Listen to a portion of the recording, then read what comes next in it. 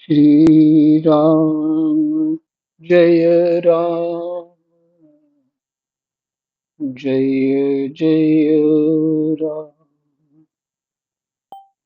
श्री राम जय राम जय जय राम।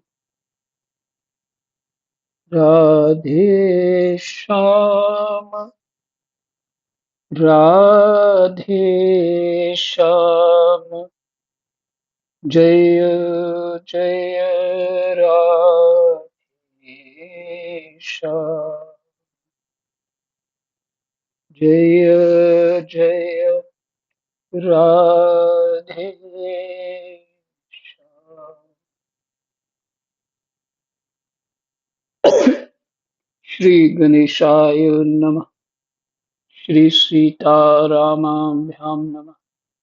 श्री हनुमते नमः। श्री उमापते नमः। श्री गुरुवे नमः। सब संतन की जय जय जय जय सीताराम। राधे श्याम।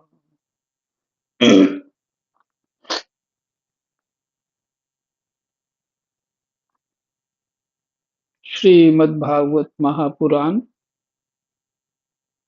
चतुर्थ स्कंद 8वां अध्याय श्लोक संख्या 62 से पाठ शुरू करते हैं। कृष्णाय वासुदेवाय हरये परमात्मने प्रणतः क्लेशनाशाय गोविन्दाय नमो नमः। श्री नारद जी कहते हैं, श्री नारद जी से इस प्रकार उपदेश पाकर राजकुमार ध्रुव ने परिक्रमा करके उन्हें प्रणाम किया।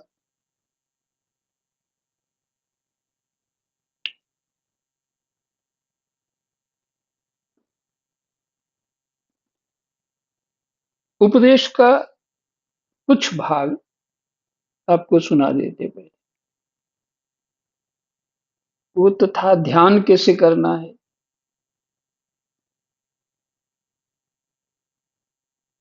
तो 3 श्लोक हैं, उनका पाठ कर लेते हैं। इस प्रकार जब हृदय स्थित हरि का मन, वाणी और शरीर से भक्ति पूर्वक पूजन किया जाता है, तब वे निश्चल भाव से भली भांति भजन करने वाले अपने भक्तों के भाव को बढ़ा देते हैं और उन्हें उनकी इच्छा के अनुसार धर्म, अर्थ, काम अथवा मोक्ष रूप कल्याण प्रदान करते हैं।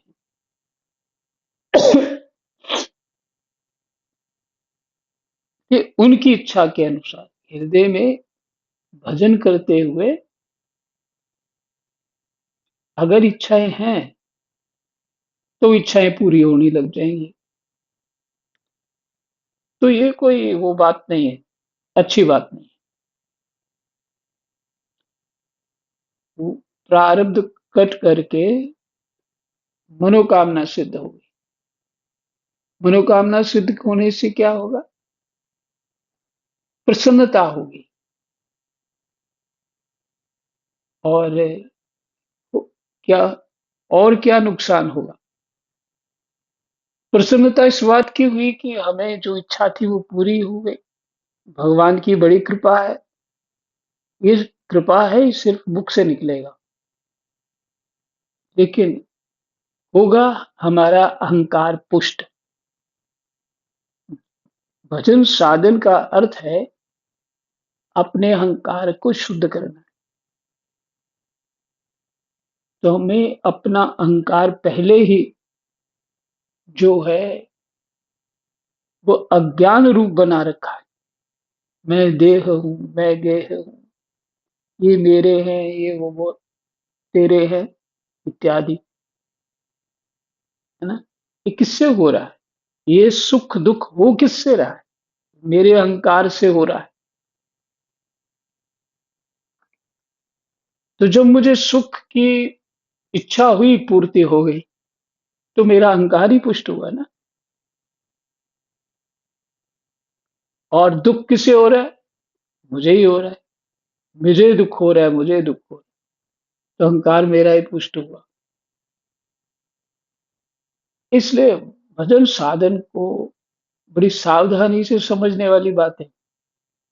बहुत गंभीरता चाहिए, एकाग्रता चाहिए। इन्होंने तो कहा धर्म अर्थ काम मोक्ष जो चाहिए उसको मिल जाएगा। नारद जी ने कहा यही तो परीक्षा है यहाँ पे। तुम्हें भगवान चाहिए कि धर्म चाहिए, अर्थ चाहिए, काम चाहिए कि मोक्ष चाहिए? अर्थात भगवान नहीं चाहिए ना, बाकी सब चाहिए। तो फिर भक्ति कहाँ हुई? फिर आपका ज्ञान सिद्ध कहाँ हुआ कि तुम्हें ज्ञान है? फिर संसार में वैराग्य कहाँ सिद्ध हुआ कि तुम वैरागी हो? क्योंकि तुम राग युक्त हो, तभी तो धर्म अर्थ काम मोक्ष की चाह करते हो। भगवान नहीं चाहिए, बाकी सब चाहिए। क्योंकि चीज तो एक ही मिलनी है। आप कहोगे कि चारों चीजें दे दो, अंत में मेरा मोक्ष भी हो जाए, तो मोक्ष भी किसी काम का नहीं है। बंधन बंधन पड़ा हुआ है किसका? अज्ञान के कारण, मैं और मेरे का। मैं और मेरे के लिए हम लड़ मड़ रहे हैं और कुछ नहीं है, कुछ भी नहीं है। और जितनी देर तक जिंदा है, बस उतनी देर तक, जैसे शरीर में शक्ति भी कम हो गई, तो फिर हमने उतनी ढीली पकड़ हो जाएगी हमारी। हमारी उसमें वहां से कमी आनी शुरू हो जाएगी।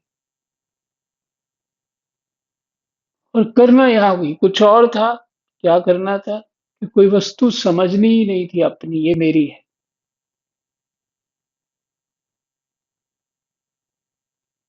अगर समझ ली ये मेरी है, तो फिर मेरा तेरा तो हो गया ना। शास्त्र तो सब कुछ समझा रहा है। फिर जैसा शास्त्र कह रहा है बस वैसा ध्यान नहीं दे पाते।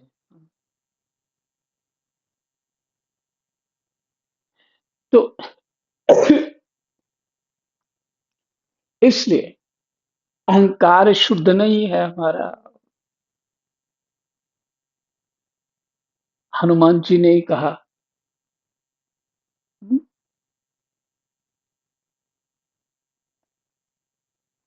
अस अभिमान जाए नहीं ये मोरे, मैं रघुपति सेवक, रघुपति पति मोरे। मेरे स्वामी है वो।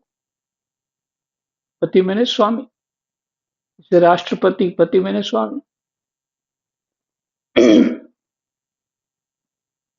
रघुपति पति मोरे। तो ये अभिमान मेरे हृदय से ना जाए, ऐसा अभिमान तो मुझे चाहिए। ये अभिमान वैसा नहीं है। ये तो ज्ञान स्वरूप अभिमान है। ये कुछ और उच्च स्तर की बात है।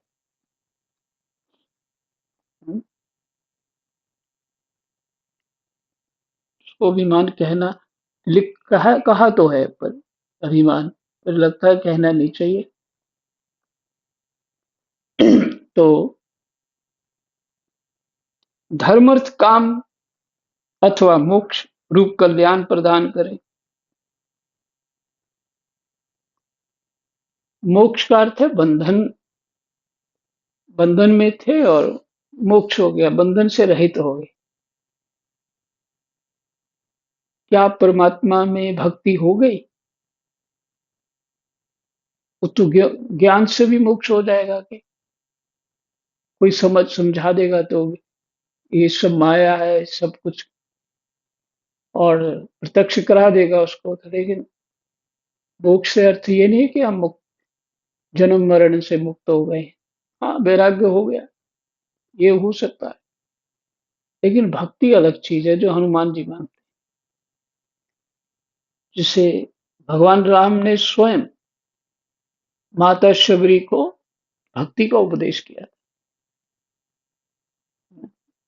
भक्ति ज्ञान तो समझ आ जाता है, गोस्वामी जी कहते हैं, पर भक्ति समझने में कठिन है भाई।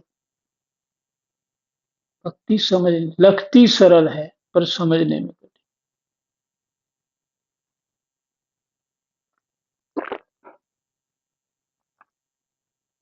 तो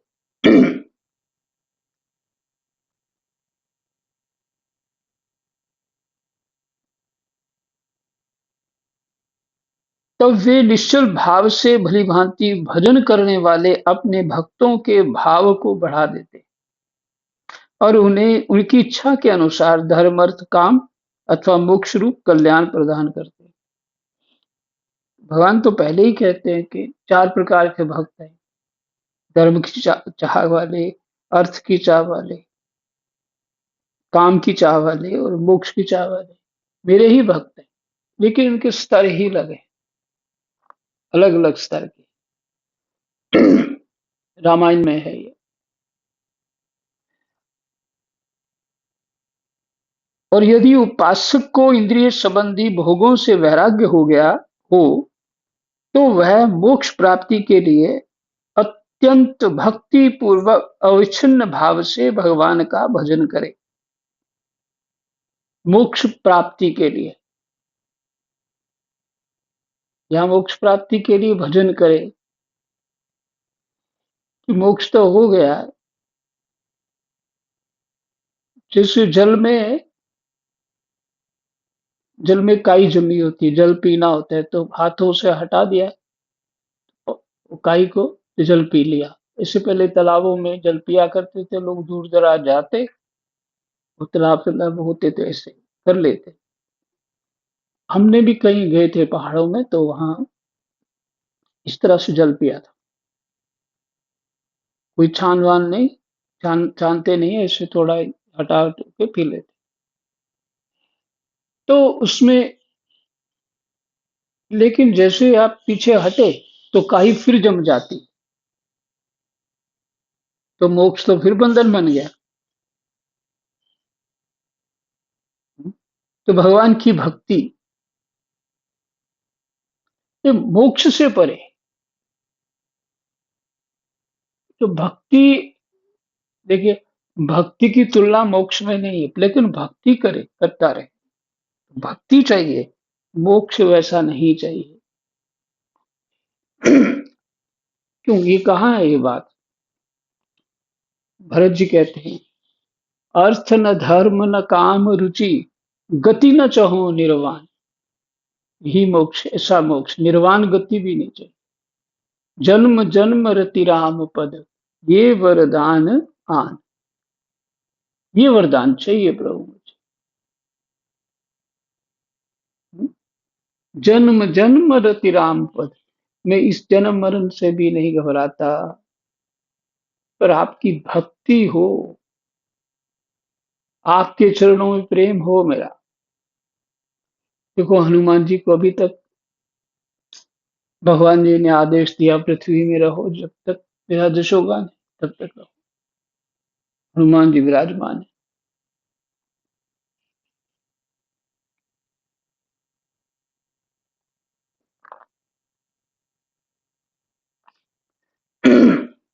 तो अविच्छिन्न भाव से भगवान का भजन करें।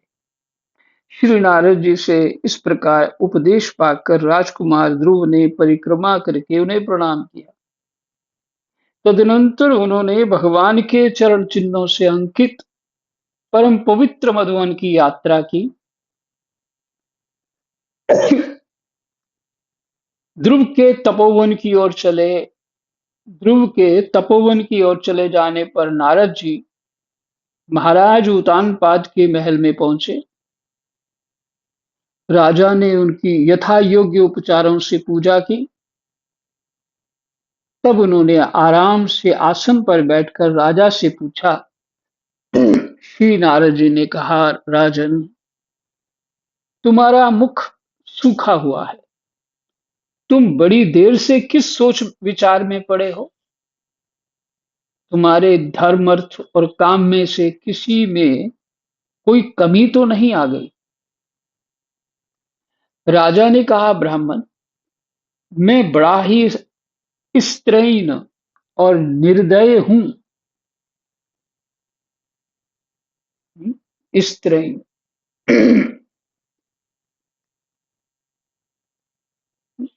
स्त्री परायण होना, ये हो गया। स्त्रैण और निर्दय हूँ। हाय, मैंने अपने 5 वर्ष के नन्हे से बच्चे को उसकी माता के साथ घर से निकाल दिया। मुनिवर, वह बड़ा ही बुद्धिमान था।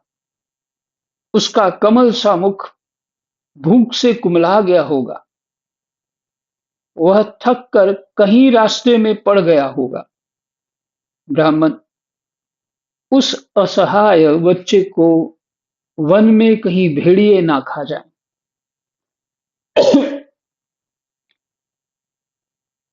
अहो, मैं कैसा स्त्री का गुलाम हूँ। मेरी कुटिलता तो देखिए। वह बालक प्रेमवश मेरी गोद में चढ़ना चाहता था, किंतु मुझ दुष्ट ने उसका तनिक भी आदर नहीं किया। श्री नारद जी ने कहा, राजन, तुम अपने बालक की चिंता मत करो। उसके रक्षक भगवान हैं।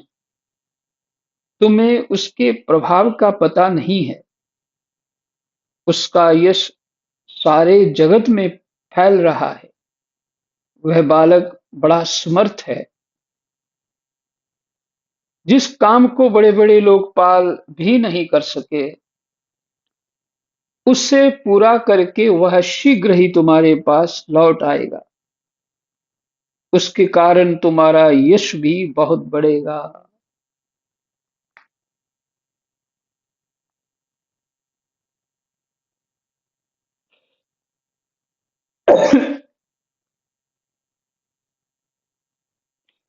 श्री मैत्रेय जी ने कहा, देवऋषि नारद जी की बात सुनकर महाराज उत्तानपाद राजपाट की ओर से उदासीन होकर निरंतर पुत्र की ही चिंता में रहने लगे। इधर ध्रुव जी ने मधुवन में पहुंचकर जमुना जी में स्नान किया और उस रात पवित्रता पूर्वक उपवास करके श्री नारद जी के उपदेशानुसार एकाग्र चित्त से परम पुरुष श्री नारायण की उपासना आरंभ कर दी। उन्होंने 3-3 रात्रि के अंतर से शरीर निर्वाह के लिए केवल कैथ और बेर के फल खाकर श्री हरि की उपासना करते हुए 1 मास व्यतीत किया। दूसरे महीने में उन्होंने 6-6 दिन के पीछे सूखे घास और पत्ते खाकर भगवान का भजन किया। तीसरा महीना 9-9 दिन पर केवल जल पीकर समाधि योग के द्वारा श्री हरि की आराधना करते हुए बिताया। चौथे महीने में उन्होंने श्वास को जीतकर 12 दिन के बाद केवल वायु पीकर ध्यान योग के द्वारा भगवान की आराधना की। 5वां मास लगने पर राजकुमार ध्रुव श्वास को जीतकर पर ब्रह्म का चिंतन करते हुए एक पैर से खंबे के समान निश्चल भाव से खड़े हो गए। उस समय उन्होंने शब्दादि विषय और इंद्रियों के नियामक अपने मन को सब ओर से खींच लिया तथा हृदय स्थित हरि के स्वरूप का चिंतन करते हुए चित्त को किसी दूसरी ओर ना जाने दिया।